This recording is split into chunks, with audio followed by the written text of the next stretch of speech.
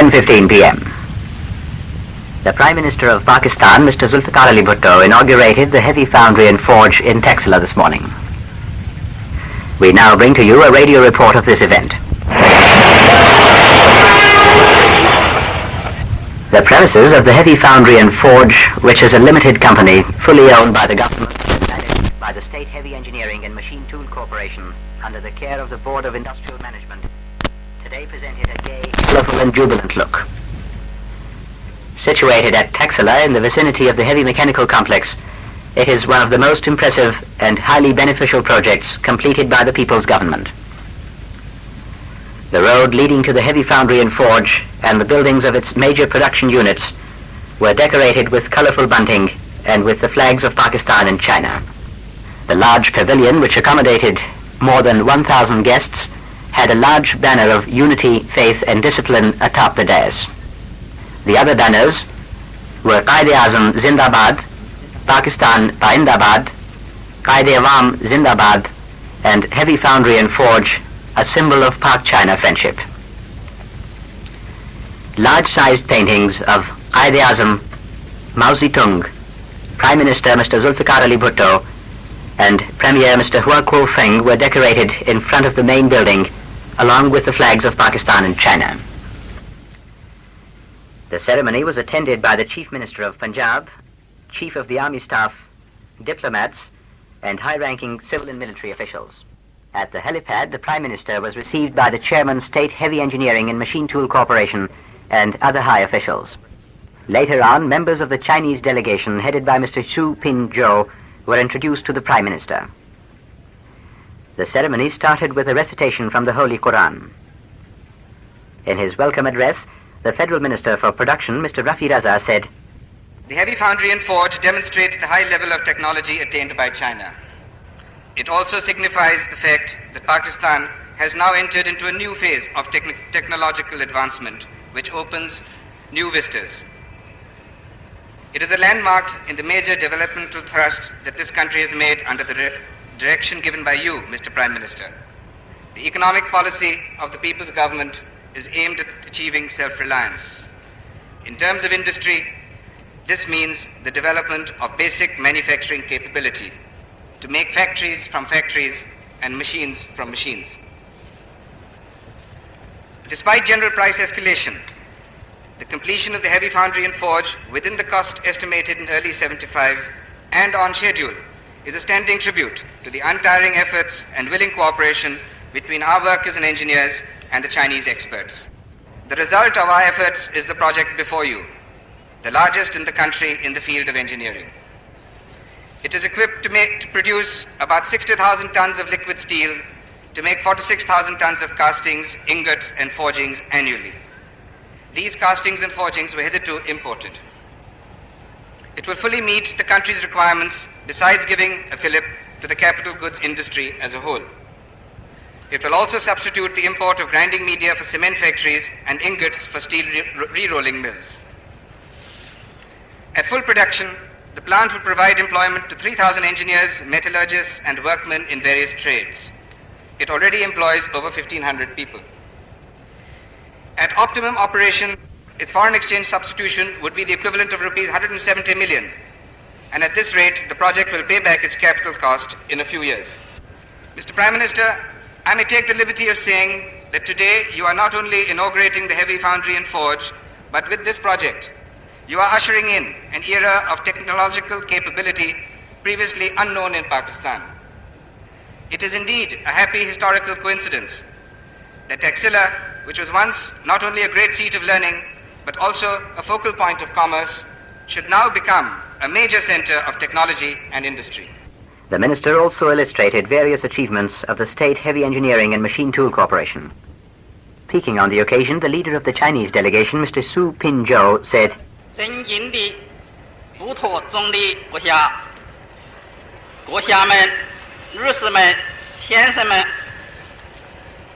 我们中国政府代表团应巴基斯坦伊斯兰共和国政府的邀请，前来参加主弹建厂落成典礼，受到了巴基斯坦政府和人民热情友好的欢迎。 At the invitation of the government of the Islamic Republic of Pakistan, the Chinese government delegation has come to your country. China and Pakistan are friendly neighboring countries. The fraternal relations have been further developed since the establishment of diplomatic relations between China and Pakistan.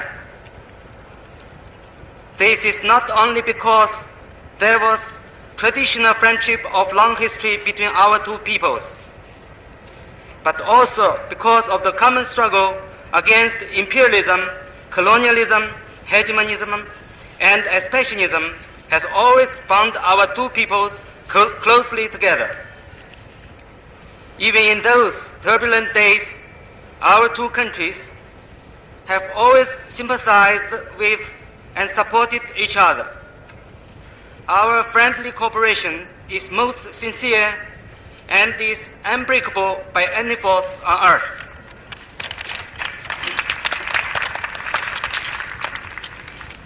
The people of Pakistan is a heroic people with glorious tradition of combating imperialism and colonialism. Under the leadership of Prime Minister Bhutto, the people of Pakistan have waged unremitting struggles for safeguarding their national independence and state sovereignty against outside aggression, interference, and subversion, and have achieved remarkable success in developing the national economy and culture and strengthening their national defense. The Chinese people rejoice at every success of yours and wish you even greater victories on the road of advance. Of more than 5 years of joint efforts of our two governments and peoples,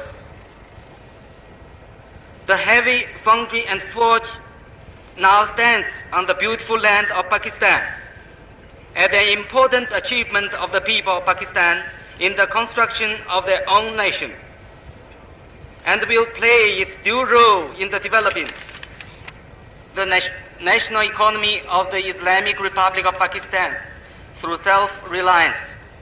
We are extremely happy to see this factory has come into being with its technical personnel simultaneously grown up, to see the strengthening of the Sino-Pakistan friendship. And it is my great pleasure on behalf of the Chinese government and the people to extend to the government and people of Islamic Republic of Pakistan our warm congratulations. Long live the friendship between China and Pakistan.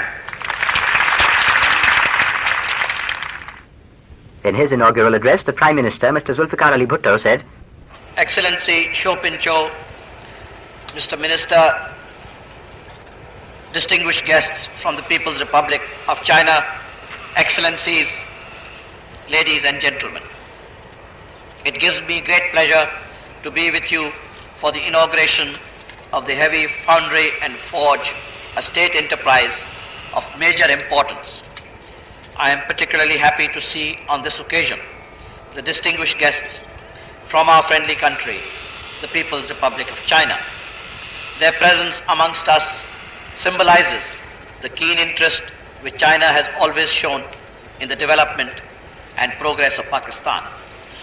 At the outset, on behalf of the government and people of Pakistan, I would like to express our gratitude to the People's Republic of China for the generous assistance they have provided in the form of technical know-how, material and machinery for the establishment of the Heavy Foundry and Forge. This is yet another bond which ties together the people of our two countries. Being complementary to the heavy mechanical complex, which was also set up with Chinese assistance, the completion of the Heavy Foundry and Forge is a landmark in Pakistan's march towards industrial self-reliance. I need hardly add that the help and cooperation we have been receiving from China, apart from these two projects, covers many other areas, and we are indeed thankful for this assistance. I would like to express our appreciation for the devotion and untiring efforts of the Chinese engineers and technicians who have helped to establish this project. At the same time, I must also commend the hard and dedicated work put in by our Pakistani workers, technicians, engineers and managers for the completion of this project on schedule. The Heavy Foundry and Forge is an enterprise of national importance.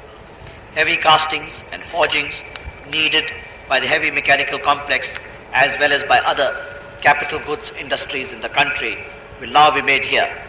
This project therefore fulfills a basic need of our machine building industry.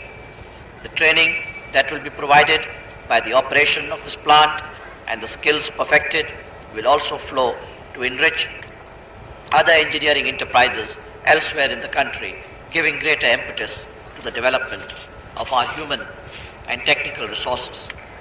For this less developed area of the Punjab, the project has special significance. The Hatar Texila Wah region is fast becoming an important industrial center of Pakistan. Apart from the heavy mechanical complex and the heavy foundry and forge, the heavy earth moving machinery project and the heavy electrical complex are being undertaken by the State Heavy Engineering Corporation, which will lead to intensive industrialization of this region. I note with particular satisfaction that despite the initial difficulties and delays and general inflation, the project has been completed on schedule and within the cost estimates. This is an achievement deserving appreciation. These two plants, the heavy mechanical complex and the heavy foundry and forge, have a major role to play in the industrial self-reliance of Pakistan, which cannot be achieved without a heavy engineering base. With the breakthrough made at the heavy mechanical complex in terms of production and sales, I am confident that a similar performance can be achieved at the heavy foundry and forge. The role of the engineering sector, particularly of heavy engineering, is of paramount importance in developing economies. Meaningful industrial growth can only start after a heavy engineering base is provided. Because of the nature of this industry, the gestation period is long and the returns are slow, but equally they are essential. Undertaking such ventures calls for courage and running them requires dedication. When the People's Government came into power, the industrial sector of Pakistan was without any proper foundation. It was a case of the big industrialists going in for process industries which promised quick returns with minimum risks in a protected, monopolistic and capitalistic system. My government therefore gave urgent attention to restructure the industrial sector. Basic industries were nationalized and the BIM was formed to give a purposeful direction to industrial activity. We discarded the old concept of the public sector, which went in for disinvestment when projects started showing profits, the state paying for the initial losses and deprived of the subsequent fruits. The reorganization of the public sector has increased productivity substantially, and the sevenfold rise in the payment of taxes by the BIM is, together with all other indicators, a clear vindication of the government's policy of nationalizing basic industries. It has also increased the capability of the government to launch large-scale development programs. I have noted with satisfaction the progress made by the BIM in operating its units efficiently and setting up new projects. The performance of the BIM during the past few years has been commendable. The increase in production and labor productivity and the maintenance of a judicious level of profits has reaffirmed our faith in the public sector. The nation has embarked on the biggest ever investment program in its industrial history in order to raise production and to achieve the goal of self-sufficiency. I am confident that the BIM will play a pivotal part in this program. As you have mentioned, Mr. Minister, the BIM itself has already in hand 42 projects in various stages of implementation. In addition, numerous projects are being undertaken by other agencies of the federal and provincial governments. The Pakistan that has emerged out of the upheaval of 1971 has demonstrated its determination to overcome its political and economic problems and to move forward. All the economic indicators point out to the new momentum built in the past few years. There is a noticeable buoyancy in our economy. We have moved ahead in achieving self-sufficiency in food despite devastating drought in 1974 and floods in 1973 and 1976.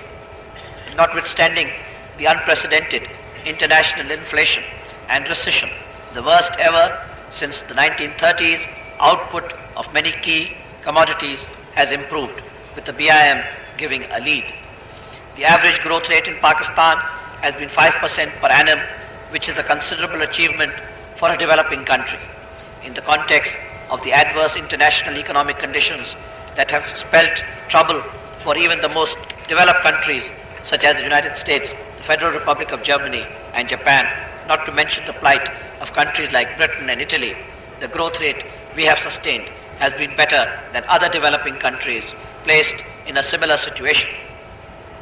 Our export trade has also moved ahead despite international recession and the adverse terms of trade.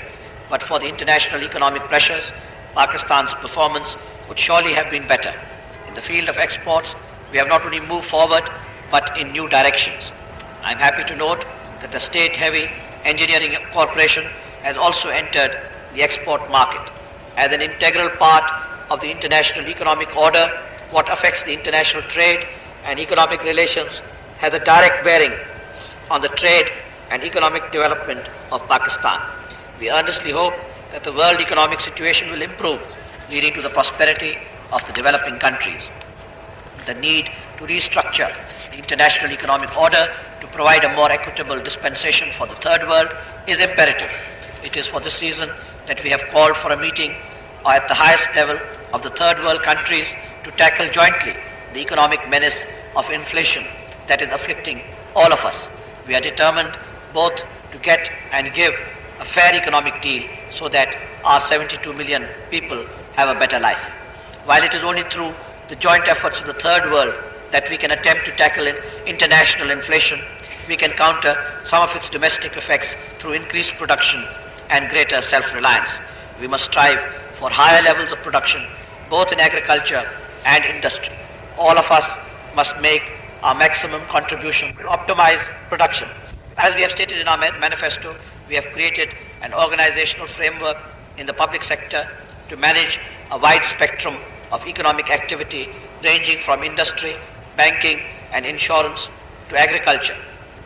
This will be strengthened in the years to come. At the same time, while remaining committed to overall state regulation and promotion of economic activity and direct management of key areas, we uphold the philosophy of a mixed economy and assign an appropriately important role to the private sector. The objective of all our economic activity is to improve the living standards of our people in all regions and to enable them to obtain equality of opportunity through which they can achieve self-fulfillment. To this end, we are committed. We have already achieved much in the past few years. Naturally, a price has to be paid for this. But our people are basically resilient and hardworking, also ready to make sacrifices. The sacrifices that are made now will ensure a happier future for all our people and new vistas of opportunities for our children, which the common man simply cannot have expected but a few years ago. With vigor and determination, we can reach even greater heights, and the benefits will unfold for us and our children in the years ahead. Ladies and gentlemen, Taxila was the cradle of glorious ancient civilizations and is now once again witnessing the beginning of a new era of development. You have, Mr. Minister, touched upon the past when this area emerged and re-emerged in prominence. It has indeed a known history of over 2,500 years. Alexander came here 2,300 years ago. Subsequently, Taxila reached a remarkable level of development. The remains of past civilizations still attract many visitors from all over the world. The Chinese are also linked with the centuries-old history of this region, and the passage of time has re-honored Taxila by making it the venue of these Chinese-aided heavy engineering projects. The whole area is once again full of vitality and promise. this time in an industrial setting. Ladies and gentlemen, once again I must thank the People's Republic of China for generously helping us to establish the Heavy Foundry and Forge. I would also like to announce 1 month's bonus to the workers of Heavy Foundry and Forge and to those of Heavy Mechanical Complex also for their contribution to this project. Mr. Shopin Chow, you have also touched upon our friendly relations. I would like to only reiterate here that in Pakistan we hold your country in very high esteem. The links that we have developed over the years have shown that both the People's Republic of China and the Islamic Republic of Pakistan are good friends and that they are good neighbors. We have had many opportunities to exchange views and our cooperation in all fields is increasing. I wish you, your leadership and your country every success in further gains and in further progress.